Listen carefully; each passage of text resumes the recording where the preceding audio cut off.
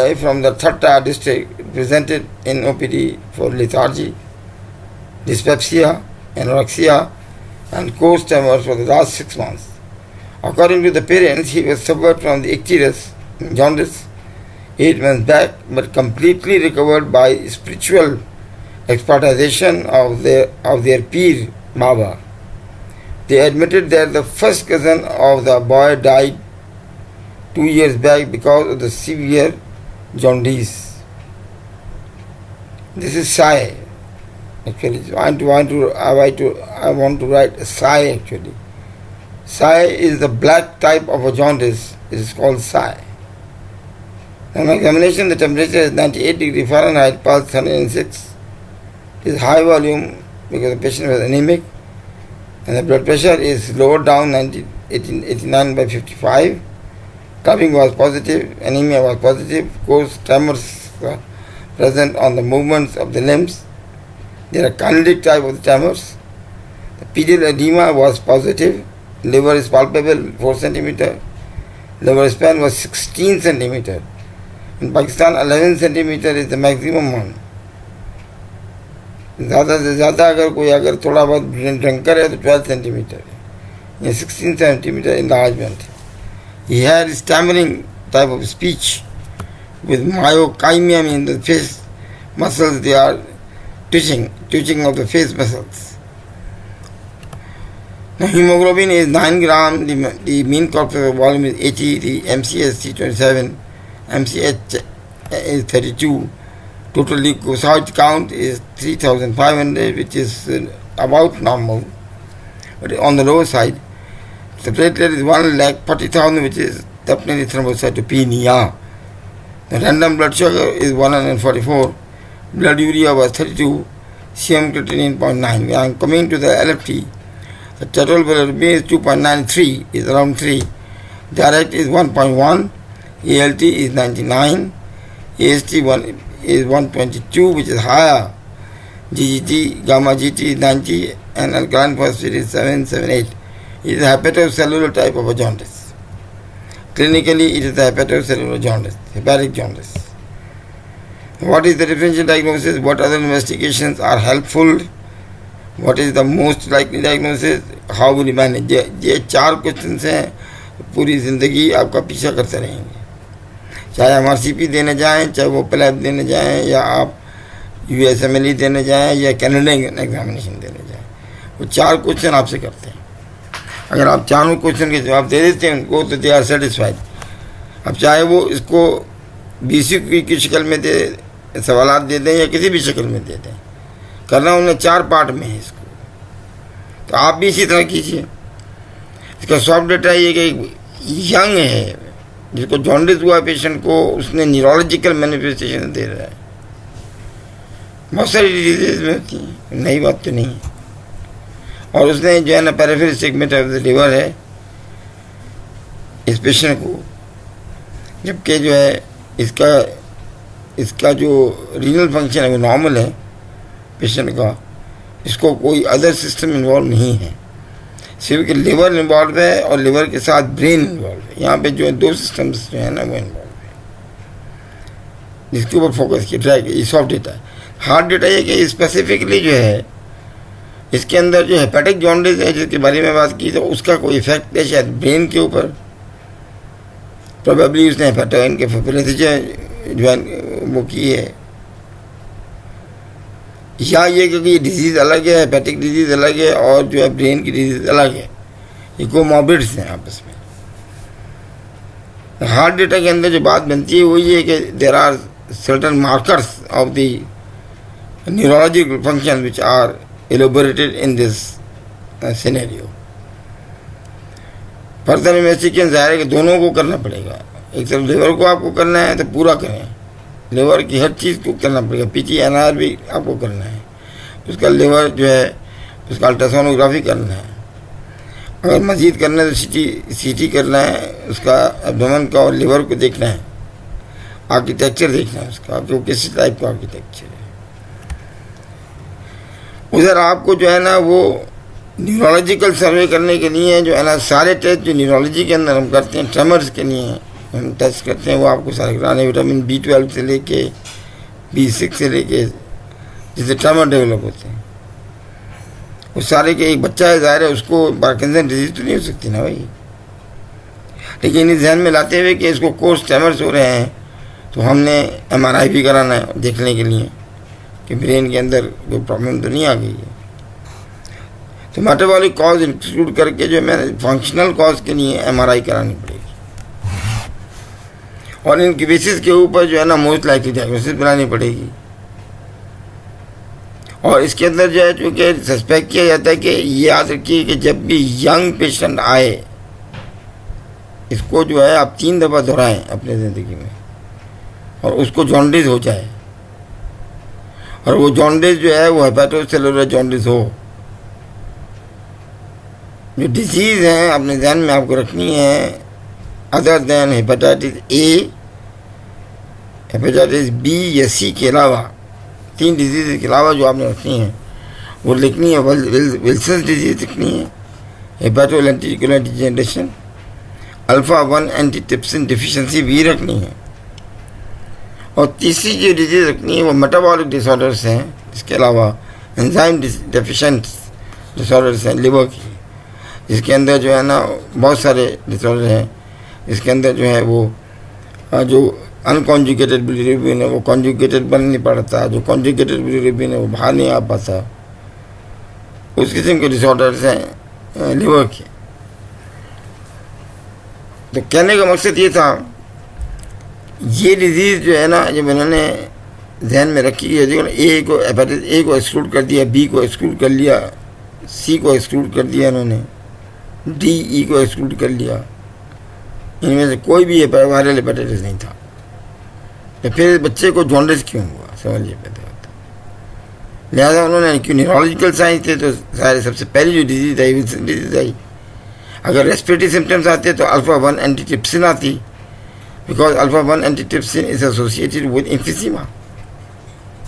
और थर्डली ये कि अगर उसको जो है ना मैसिव हेपेटोस्पेलोमेगाली होती और इंटेलेक्चुअल फंक्शन डिलेड होते तो फिर आप इन्फ्लेटेटिव डिसऑर्डर्स, मेटाबॉलिक डिसऑर्डर्स को leading to the liver disturbances सोच सकते थे।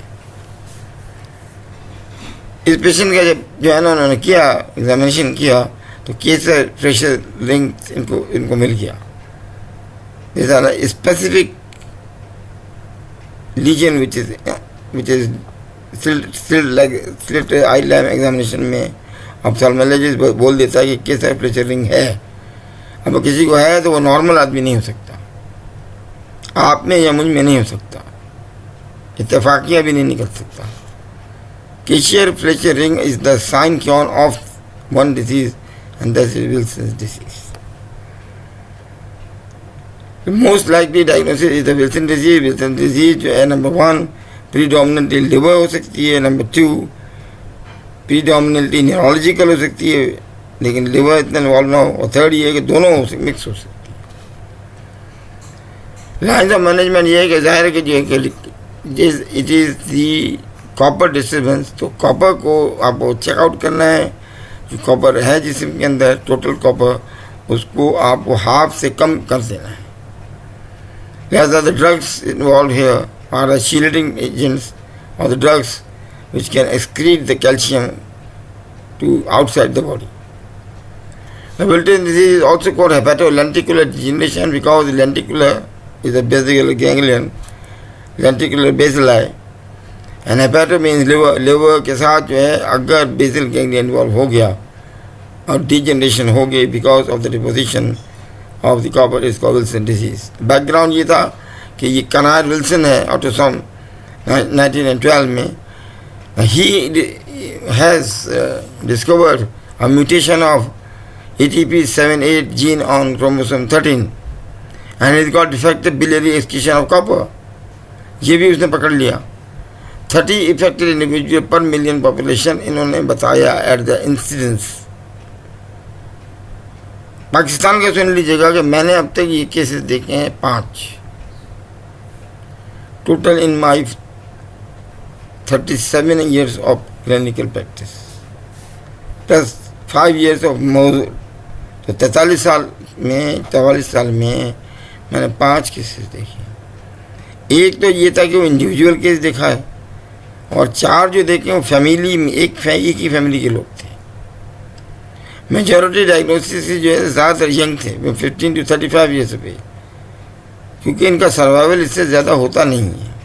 Children present with liver disease, adult ज़्यादा चिल्ड्रन जो है ज़्यादातर जो पकड़े जाते हैं लिवर डिजीज में पकड़े जाते हैं, लेकिन उनको होती भी न्यूरोलॉजिकल होता है। जब आप एग्जामिन करते हैं तो न्यूरोलॉजिकल प्रॉब्लम इज देयर। कि अडल्ट्स में जो न्यूरोलॉजिकल साइन प्रीडोमिनेंट होते हैं उनकी तरफ ध्यान नहीं जाता किसी का कि यार इसको देख लोगे, ऐसे जॉन्डिस तो नहीं है कहीं। कॉपर फंक्शन क्या करता है? Is an essential nutrient of the body together with iron, it enables the body to form the red blood cell. ये कितने लोगों को पता है बात? It helps maintain healthy bones, blood vessels, nerves and immune function, and it contributes to the iron absorption. Sufficient copper in the diet may help prevent cardiovascular disease and osteoporosis too. याद रखिए, stomach के अंदर अगर आपको ferrous से ferric बनाना है, iron को absorb कराना है, फेरिक से फेरिस बनाना है और एब्जॉर्ब कराना है, तो आपको बहुत सारी चीज़, एक तो एसिडिक इन्वायरमेंट चाहिए नंबर 1, नंबर 2 आपको एस्कॉर्बिक एसिड चाहिए नंबर 2, नंबर 3 आपको जो कॉपर लाजमी तौर पे चाहिए। कॉपर जो है ट्रेस एलिमेंट है, याद रखिएगा। उसकी वजह से आयरन की एब्जॉर्प्शन आसान होती है और जो है वो आयरन मेटाबॉलिज्म आसान कर देता है। This is the thing. But ceruloplasm enzyme है, is enzyme in the complex and several function have been proposed with the ceruloplasmin, including copper transport को उठाना, ट्रांसपोर्ट करना, उसका एंटीऑक्सीडेंट एक्टिविटी है, oxidation of the ferrous iron हम पहले बता चुका, और एरोमेटिक अमाइंस की फॉर्मेशन में लिवर में मदद करता है सेलुलोप्लाज्मिन। पैथोजेनेसिस ये है कि जो है ना भाई, किसी तरह से कॉपर जो है इसके अंदर जो है ना, या तो कॉपर ज़्यादा तादाद में चला गया है जो कि कैटाबलाइज नहीं हुआ, या सेलुलोप्लाज्मिन फंक्शन नहीं कर रहा। कॉपर आ रहा है लेकिन कॉपर की यूटिलाइजेशन नहीं हो रही, बात ख़त्म हो गई। It is not usually scene. आप जाएँ जाके कॉपर को फाँक लें। Copper is use by the हिकमत हकीम जो है ना इस्तेमाल करते हैं, और उनसे होता ये है कि किडनी डैमेज हो जाती है। मसला लिवर से ज़्यादा, ब्रेन से ज़्यादा किडनी का है। It is the defective ATP78 gene in chromosome 13, ये दरियाफ्त कर लिया गया था। और उसके जो रिजल्ट्स हैं वो ये है कि copper excretion into the bile will be reduced and the copper binding with the ceruloplasm is reduced, so there will be increased copper in the body and deposition. Now deposition occurs in different parts of the body. अगर liver में जाएगा तो उसके अंदर serial of problem create करेगा, जो मैं पहले बता चुका था जब मैं आपको लिवर क्रॉनिक लिवर डिजीज पढ़ा रहा था। ये हर किस्म का प्रॉब्लम प्रोड्यूस कर सकता है। डिपॉजिट होगी जब चीज़ अंदर जाएगी और हेपेटोसाइट्स का डिसफंक्शन करेगी तो अल्टीमेट जो है ना वो सिरोसिस हो जाएगा। फ्री कॉपर जो है डायरेक्ट एक्ट करता है बोन मैरो पे और हेमोलिसिस कर देता है, तो इनडायरेक्ट हाइपरबिलिरुबिनी में भी कर सकता है। ये फ्री कॉपर आई के अंदर जाएगा और डेसिमेट्स मेम्ब्रेन जो कॉर्निया पे होती है वहाँ पे करके कैसे प्रेशर रिंग कर देगा। मैं यहाँ रुकूँगा और एक अहम तरीन बात आपको बता दूँगा। जब भी केसर प्रेशर रिंग होगा किसी को, हमेशा न्यूरोलॉजिकल साइंस होंगे इसको। हाँ, ये कि आपको करना नहीं आता इलिसिट, ये एक अलग बात है। This is the rule of neurology. If the Kessar pressure ring is there, there should be some neurological deficit present in this person, underlying in your brain. So a lot of neurological disorders occurs, and basis की जो है वो basal ganglia है। So basal गैंग्लियल diseases ज़्यादा हैं, लेकिन और जगहों पे भी जहाँ जहाँ कॉपर डिपॉजिट होता है सेरिबेलम में, इधर उधर, वो उसी तरीके से मैनिफेस्टेशन उसकी ज़्यादा होती है। दूसरी तरफ मैं ये बता रहा था आपको कि ये जो है ड्यूडेनम के अंदर पहुंच गया, कॉपर एब्जॉर्ब हो गया, कॉपर लीवर के अंदर चला गया, उसने अपना फंक्शन कर दिया। अब ये जो होता है ये बाहर निकलेगा, इसको बाहर भी तो निकालेंगे ना, तो काम पूरा हो गया। तो ये जो बाहर निकलता है ये बाइल में बाहर आता है, और ये कॉपर एक्सक्रीशन करता है फीसिस के अंदर। इसका बाइल के अंदर बाहर आना ज़रूरी है। ये यूरिन के अंदर से जो है इसका बहुत कम है, 9 to 10% भी नहीं होता। मेरा बिलियरी एक्सक्रीशन नॉर्म होना चाहिए। अगर किसी को ऑब्स्ट्रक्टिव जॉन्डिस हो जाए तो कॉपर डिपॉजिट हो जाएगा, हाँ कॉपर डिपॉजिट हो जाएगा इसके अंदर, बॉडी के अंदर, क्योंकि एक्सीड नहीं हो पाएगा और फिर डिपॉजिट होना शुरू हो जाएगा। ऑब्स्ट्रक्टिव जॉन्डिस किसी वजह से हुआ था, मरा वो किसी डिजीज़ की वजह से, कॉपर डिपॉजिशन की वजह से। अब देखें ना, ये मेडिसिन है, मेडिसिन की इंटरेस्ट देखिए हम किस तरह, कितने इंटरेस्टेड सब्जेक्ट है ये, कि अगर आप एक चीज़ पकड़ लेते हैं, दुम पकड़ लेते हैं, तो आप उसको एंड तक ले जाते हैं बड़े आराम से। तो ये डेली रिक्वायरमेंट आपकी जो होती है, ये trace element less than 0.8 milligram है। ये जो फ्रूट्स के अंदर पाया जाता है, बेवरेजेस में पाया जाता है, और दूसरी जो हम आम ग़िज़ाएँ खाते हैं उनमें भी होता है, वेजिटेबल्स में होता है। लेकिन ये जो है मीट वगैरह, ये दूसरी चीज़ें उनमें भी होता है, क्योंकि उसके अंदर जो आयरन, जहाँ पे भी आयरन होगा वो आयरन का दुमचल्ला है, वो कॉपर है, लिहाजा ये मौजूद होता है, आप लेते हैं। लेकिन ये ज़्यादातर एक्सक्रीट हो जाता है स्टूल के अंदर, और 0.8 मिलीग्राम जो है रिक्वायरमेंट होती है। लेकिन अगर 0.2 से 1.2 मिलीग्राम एक्सेस हो जाए, इससे ज़्यादा हो जाए, तो फिर क्या होता है कि 90% बाइल में एक्सक्रीट होकर फीसिस से निकल जाता है और कुछ भी नहीं होता। फिर कॉपर के 10% यूरिन, मैंने पहले बताया था कि निकल जाता है, फिर कुछ भी नहीं होता। लेकिन अगर इम्पेयरमेंट ऑफ एक्सक्रीशन हो जाए, अगर यहाँ से भी ना निकल पड़े और वहाँ से भी ना निकल पड़े, तो दोनों जगह से कॉपर डिपॉजिट हो जाएगा। तो कॉपर डिपॉजिट हो जाएगा तो उसका मसला बुनियादी तौर पर जो है वो क्या करता है, ये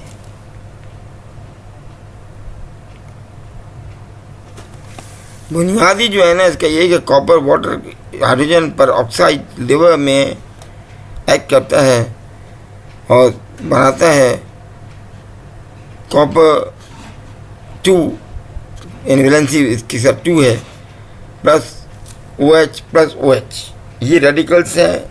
और कॉपर की जो यहाँ वैलेंसी है वो +2 आज़ादाना वैलेंसी है। और इस चीज़ को जो कहते हैं वो ROS कहते हैं, ये रिएक्टिव ऑक्सीजन स्पेक्ट्रम कहते हैं इसको, रिएक्टिव ऑक्सीजन स्पेक्ट्रा। और 5 मरतबा दोहराएं इसको, reactive oxygen spectra. Reactive oxygen spectra are the main problem which is created by the copper which is deposited in the liver elsewhere. अगर रिएक्टिव ऑक्सीजन स्पेक्ट्रा बन गए तो ये मसला प्रोड्यूस करेंगे। नंबर 1 के जनरल टिश्यू डैमेज कर देंगे, सेल मेम्ब्रेन डैमेज कर देंगे, माइटोकॉन्ड्रियल डिसफंक्शन कर देंगे, oxidative stress, enzyme inhibition, DNA cross links को ख़राब करेंगे। उसकी वजह से ये होता है कि ट्यूमरोजेनेसिस हो जाएगी लिवर में, और लिवर में ट्यूमर डेवलप हो जाएंगे। हेपेटोसेलुलर कार्सिनोमा के अलावा भी ट्यूमर होते हैं जो सिर्फ कॉपर से रिलेटेड होते हैं। और ब्रेन के अंदर जो अगर यही रॉस की बात की थी आपने, वहाँ हो जाए तो मूवमेंट डिसऑर्डर्स डेवलप हो जाएंगे, डिमेंशिया डेवलप हो जाएगा, और बहुत सारे हैं। Clinical presentation and neurological manifestation है 98% हैव केसर प्रेशर रिंग्स, जो मैंने बताया, बड़े टॉर्च लेके देखते हैं लोग। टॉर्च से नज़र नहीं आता भाई, ये नज़र आता है स्लिट आई लेंथ से। डेसिमेट मेम्ब्रेन है जो कि कॉर्निया और स्क्लेरा के दरमियान एक मेम्ब्रेन है, उस मेम्ब्रेन के अंदर ये डिपॉजिट होता है, तो ये वहाँ पे नज़र आता है। क्लासिफिकेशन इसकी ये है कि डिसआर्थरिक टाइप का है, डिस्टोनिया है, ट्रेमलस है, सूडो स्क्लेरोटिक और पार्किंसनियन सिम्टम्स हैं इसमें।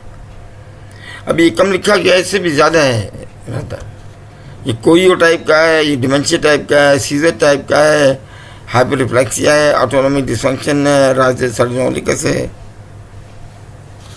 राजे सर्डिनिकस जो है वो आपने कहाँ पढ़ा था? याद है आपको कि ये जो है, ये जो होता है टेटनस में होता है। इसमें ऐसा लगता है जब पेशेंट स्माइल कर रहा है, पेशेंट जो होता है उसका कॉन्ट्रैक्शन होता है मसल्स का, पेरी और ओरल, तो दूसरा आदमी ये समझता है कि इसको देख मुस्कुरा रहा है, दिस इज राइजिस सार्डिनोकस। साइकेट्रिक सिम्टम इसके अलग होते हैं जो बिल्कुल अर्ली रिप्रेजेंटेशन में आपको गुस्सा, ये सारी चीज़ें, और डिप्रेशन मोस्ट कॉमन होता है, फिर माइल्ड मॉडरेट सीवियर डिप्रेशन होता है। ये कैसे प्रेशर रिंग है जो उन्होंने ये बना के आपको बता भी दिया, बहुत ज़बरदस्त नज़र आता है ये, और यही डायग्नोस्टिक पॉइंट है इसका। द हेपेटिक मैनिफेस्टेशन ये range from the asymptomatic disease to the acute liver failure. वो सारे के सारे मैंने जितने भी स्टेजेस बताए थे लिवर डिजीज़ के, वो सारे होते हैं इसमें। Younger patient develop acute hepatitis with increase AST and jaundice and abdominal pain, hepatocellular jaundice, acute liver failure कराकर कुम्स, नेगेटिव हेमोलिटिक एनीमिया आ जाएगा। इनडायरेक्ट हमें, मैंने आपसे कहा इसमें इनडायरेक्ट बिलिरुबिन में बढ़ जाएगा, अभी कॉपर जो होता है वो डायरेक्ट हिमोलाइज करता है, लेकिन ये नेगेटिव होता है, कुम नेगेटिव होता है। यूरिक एसिड बिकम लो, कोई चांस ही नहीं जब बनेगा बेचारे को, अमोनिया बनेगी तो यूरिक एसिड बनेगा ना भाई। Normal low normal alkaline phosphatase and coagulopathy, renal failure. बच्चों के अंदर वैसे भी अल्कलाइन फॉस्फेटेस जैसे कि 500, 600, 700 वैसे ही होता है। जो यंग ग्रोइंग चिल्ड्रन में वैसे ज़्यादा होता है। लोग आते रहते हैं माओं को लेके, माएँ कहती हैं जी ये इस बच्चे को बीमार है, इसका 480 आ गया है अल्कलाइन फॉस्फेटेस, इसमें नॉर्मल 220 लिखा हुआ है। 5 जगह चक्कर लगा के आइए मेरे पास। मैंने बताया उसको कि भाई ये ग्रोइंग एज है, इसके अंदर 400-500 तक नॉर्मल रहेगा जब तक 21 साल की उम्र नहीं हो जाए। इसको लिए आपको भी ये बात बताने का मकसद ये था कि आप ज़िंदगी में याद रखें इस बात को। डायग्नोज ये कि विल्सन डिजीज़ जो है एज 5 to 40 या डिक्रीज सेरोप्लाज्मिन लेवल्स का आपको प्रूव करने हैं। कैसे प्रेशर रिंग्स को प्रेजेंट करना है आपको by ophthalmoscope. High index of clinic suspicion होना चाहिए, मल्टी सिस्टम सिम्टोमेटोलॉजी होनी चाहिए, family screening of the first degree relative must be undertaking. ये एक्चुअली ये जो ऑटोसोमल डोमिनेंट ये रिसेसिव डिजीज नहीं है, इसके अंदर जो है ना group of families are involve. यहाँ से तो कह सकते हैं हैरिसन इसको नहीं मानता, अगर बेटे को हो गई है तो उसके बेटे को हो जाएगी, ये वो नहीं मानता ना। अनएक्सप्लेन लिवर डिजीज आपके पास आई, आपने 24 आवर जो है ना क्या किया, सेलुलोप्लाज्मिन करा लिया। 24 आवर यूरिनरी, जब आपने कॉपर भी कराया, सेलुलोप्लाज्मिन भी कराया, सीरम सेलुलोप्लाज्मिन कराया, 24 आवर यूरिनरी कॉपर कराया, स्लिट आई लैम्प एग्जामिनेशन करा ली, 3 चीज़ें करा ली। अब अगर आपके पास KF रिंग प्रेजेंट था, ठीक है ना जी, मौजूद था, तो सीरम सेलुलोप्लाज्मिन जो है लेस देन 20 मिलीग्राम है इस केस के अंदर, और 24 आवर यूरिन कॉपर जो है वो 40 माइक्रोग्राम है, तो ये केस डायग्नोज हो जाएगा। या ये कि KF रिंग प्रेजेंट है और सेलुलोप्लाज्मिन लेवल 20 से ज़्यादा है, करीब है, लेकिन 24 आवर यूरिनरी कॉपर जो है वो 40 माइक्रोग्राम से ज़्यादा है। इसमें जो है ना लिवर बायोप्सी और हिस्टोलॉजी और कॉपर क्वांटिफिकेशन ये करना पड़ता है। लिवर बायोप्सी में 250 माइक्रोग्राम ड्राइवेट डायग्नोस्टिक है, इसका क्लू है विल्सन डिजीज का। तीसरी सूरत ये हो सकती है कि KF रिंग्स एब्सेंट हैं, अभी तक तो प्रेजेंट थे, लेकिन जो सेरोप्लाज्मिन लेवल है वो लेस देन 20 है, और 24 आवर यूरिन जो कॉपर है वो लेस देन 40 है। अब इसमें सिर्फ एक चीज़ ज़्यादा है, सेरोप्लाज्मिन। इसमें आप लिवर बायोप्सी करेंगे, अगर आपको लिवर बायोप्सी कॉपर क्वांटिफिकेशन मिल जाता है, जो मैंने पहले बताया था, तो डायग्नोसिस बन जाएगी। और चौथी सूरत ये है कि KF रिंग भी एब्सेंट है और इसमें सेलुलोप्लाज्मिन लेवल लेस देन 20 है इस पेशेंट के अंदर, नॉर्मल है ये। बट इसके अंदर एक चीज़ आई है कि 24 आवर यूरिनरी कॉपर एक्सेशन ज़्यादा है। इसमें जो शुबा होगा वो ये कि लिवर बायोप्सी आपको करनी होगी और इसका ड्राई वेट निकालना होगा, otherwise you can not diagnose this. Diagnosis is a 24-hour urine recovery excision, concentration 100 microgram per 24-hour diagnostic है इसका। पेंसिलिन चैलेंज दे के देखते हैं कि फिर कॉपर एक्सक्रीशन कम होती है या नहीं होती। Serum copper non ceruloplasmic bound copper है, डायग्नोस्टिक टेस्ट विल्सन है। सीरम कॉपर जो है माइक्रोग्राम पर डेसीलीटर 3 to अंडर 20 के करीब होता है ये। वेरिएबल है, मल्टीपल कंफाउंडिंग फैक्टर्स हैं। Untreated Wilson disease non ceruloplasmic copper levels 25, 26, 27 जितना ज़्यादा होगा उतने सेरोप्लाज्मिक लेवल्स बढ़ते चले जाएंगे। और serum ceruloplasmic level should be below 20. Low level seen 1% normal population, 10% of the heterogeneous carrier of all disease. ये 20 मिलीग्राम से हमेशा ज़्यादा होता है तो ये अपना फंक्शन सही कर सकता है। अगर ये 20 मिलीग्राम से कम होगा तो ये अपना फंक्शन नहीं कर सकता, इस तरह से कॉपर जमा हो जाएगा। ये मैंके डिजीज़ और नेफ्रोटिक सिंड्रोम ये सारी डिजीज़ प्रोड्यूस कर सकता है because of the deposition of the copper. The normal ceruloplasmin seen in 20% of the Wilson disease patient, ये याद रखिएगा। उनके अंदर जो दूसरा मसला पैदा हो केसेफिलिस रिंग्स का है और एक्सक्रीशन ऑफ कॉपर का है। ये कौजा ने जो है ना ये बताया था कि इन डिजीज के अंदर जो है लो सेरोप्लाज्मिन 5.9% है, जिनके अंदर जो है 5.9% के अंदर लो सेरोप्लाज्मिन लेवल्स है और उनके अंदर जो है ना वो हेट्रोजिनस टाइप के जो है ना वो प्रेजेंटेशंस हैं। हेट्रोजिनस जो हेट्रोजिनस जो होते हैं प्रेजेंटेशन, तो इसलिए जो है ना वो डायग्नोसिस करने के लिए आपको AAG गाइडलाइन है कि extremely low serum plasmin level हो, less than 5 should be taken as strong evidence. Moderately sub normal levels अगर होंगे तो फिर आपको लिवर बायोप्सी करनी पड़ेगी। Serum ceruloplasmin within normal range does not exclude the diagnosis, लेकिन अगर नॉर्मल लेवल है तो डायग्नोसिस एक्सक्लूड नहीं होगा। अदर डायग्नोसिस ये हेपेटिक कॉपर कंसनट्रेशन जो आप करते हैं जो लिवर बायोप्सी, उसमें 250 माइक्रोग्राम पर ग्राम ड्राई वेट होना चाहिए, ये एटलीस्ट डायग्नोस्टिक है। Kayser Fleischer ring slit examination से होना चाहिए। Most patient with neuropsychiatric symptoms with show the KF rings 90% से ज़्यादा। 50 to 60% patient with hepatic Wilson disease होती है। कुछ लोगों के अंदर जो है न्यूरोलॉजिकल सिम्टम नहीं होते, सिर्फ लिवर डिजीज होती है, वो भी step by step. Genetic testing करेंगे, आपको मैंने बता दिया था ATP7B ये इसकी जेनेटिक टेस्टिंग है। मैंने कहा था कि ये फैमिलीज़ के अंदर ग्रुप्स के अंदर ये मिल सकती है आपको। ना ऑटोसोमल रिसेसिव है ना डोमिनेंट है, ये न सेक्स लिंक्ड रिसेसिव है, ये हेरिसन एक्सेप्ट नहीं करता इसको। ये जेनेटिक म्यूटेशन इन्होंने शो किए हैं इसके अंदर। और लिवर बायोप्सी में ये है कि आपको माइल्ड स्टीटोसिस मिल जाएगा, यानी माइक्रो और मैक्रोवेस्कुलर स्टीटोसिस मिलेगा।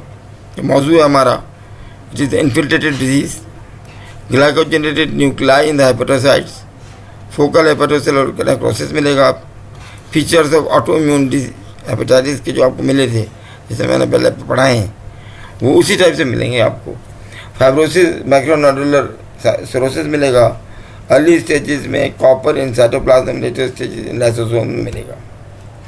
ये लिवर बायोप्सी शो की गई है, इमेजिंग में लेंटिकुलर न्यूक्लियस को शो किया गया है। ये देखिए, आप डायग्नोस्टिक इंडेक्स अगर आप निकालना चाहें तो इस से निकाल सकते हैं कि कैसे फिशर रिंग है तो 2 पॉइंट दे दें, neurological symptoms with MR finding है 2 पॉइंट दे दें, कुम नेगेटिव हेमोलिटिक एनीमिया 1 दे दें। यूरिनरी कॉपर के लिए इन्होंने रखे हैं पॉइंट्स, लिवर कॉपर कंटेंट के लिए रखे हैं, रोडोमिन हिस्ट्री ऑफ द लिवर के लिए रखे हैं, सीरम सेरोप्लाज्मिन के लिए और म्यूटेशन एनालिसिस के लिए रखे हैं। इनको वो जमा करते हैं और ये देखते हैं कि कितने पॉइंट स्कोरिंग होती है। जितनी पॉइंट स्कोरिंग होगी ज़्यादा उतना सीवियर विल्सन डिजीज़ होगी। गोल ऑफ ट्रीटमेंट ये है कि कॉपर को आप बाहर करें, रोक दें उन चीज़ों को जिनमें कॉपर होता है। और सिम्टोमेटिक कंट्रोल करें। Penicillin is the drug of choice, first drug of choice penicillin. अगर पेंसिलिन से ये बर्दाश्त नहीं कर सकता तो ट्राइंचिन दी जाएगी, ट्राइंचिन को बर्दाश्त नहीं कर सकता तो जिंक दी जाएगी, और जिंक को बर्दाश्त नहीं कर सकता तो अमोनियम टेट्राथायो मोलिब्डेट या कोई और शील्डिंग एजेंट दी जाएगी। तो इनिशियल शीलेशन थेरेपी इसके अंदर दी जाती है। 24 आवर यूरिनरी कॉपर एक्सक्रीशन जो है बढ़ जाता है, मेंटेनेंस फेज किया जाता है। And non thermal copper 50 to 150 microgram पर लीटर में ये थेरेपी जो है इसको मॉनिटर किया जाता है। ये आपके लिए नहीं है याद रखने के लिए। असल बात यह है कि अगर ये भी फेल हो जाए तो आपको लिवर ट्रांसप्लांटेशन करना पड़ता है। Decompensated liver unresponsive to the medical therapy and 1 year survival following liver transplantation is 79 to 80%। Long term outcome in Wilson disease ये है कि अगर आपने अच्छा किया, बहुत अच्छा भी कर दिया है पेशेंट का, तो इसकी जो सर्वाइवल है वो जो स्टडी की गई है वो 5 years से 14.8 years से 11.4 years एवरेज फॉलोअर्स होते हैं, इसकी ज़िंदगी होती है इनकी। और जो है ना ऑर्थोटोपिक लिवर जो ट्रांसप्लांटेशन है वो सिरोसिस और के साथ जो है वो इम्प्रूवमेंट करता है मोटर फंक्शन को, डिसिप्रेशन और के फ्रिंक्स करता है, normalisation of the copper balance करता है और रिवर्सिव एमआरआई एब्नॉर्मलिटीज़ करता है। अगर आपने ऑर्थोटोपिक लिवर ट्रांसप्लांटेशन किया है तो आपके न्यूरोलॉजिकल फीचर्स कम हो जाएंगे। ऑर्थोटोपिक जो लिवर ट्रांसप्लांटेशन जो है वो प्रेजेंट केस के अंदर rapid deterioration in neurological function after the orthotopic liver transplantation with hepatic and the neurological movement. इन्होंने ये बताया कि ओएलटी करने के बाद यानी ऑर्थोटोपिक लिवर ट्रांसप्लांट करने के बाद न्यूरोलॉजिकल इन्वॉल्वमेंट जो है वो ज़्यादा हो गई, हमारे हिसाब से तो कम हो जानी चाहिए। ये स्टडी बताती है कि ये अनप्रेडिक्टेबल है, आप नहीं कह सकते। Early post operative central pontine and extra pontine myelinolysis जो है ना, ये इसका प्रॉब्लम है ऑर्थोटोपिक लिवर ट्रांसप्लांटेशन का। समझिए ये कि डायग्नोसिस ये कि सीरम प्लाज्मीन को आपको डायग्नोस करने के लिए आपको चाहिए, आपको 24 आवर एक्सक्रीशन ऑफ कॉपर चाहिए, आपको लिवर बायोप्सी चाहिए, आपको आई एग्जामिनेशन फॉर केयरिंग चाहिए। ट्रीटमेंट के लिए शील्डिंग एजेंट चाहिए, D penicillin is drug choice, या ट्राइंचिन चाहिए, या जिंक चाहिए, या कोई और शील्डिंग एजेंट चाहिए। और भी एजेंट हैं बहुत सारे। लिवर ट्रांसप्लांटेशन जो है वो रिफ्रैक्टिव डिजीज़ में चाहिए, वहाँ आप कर सकते हैं।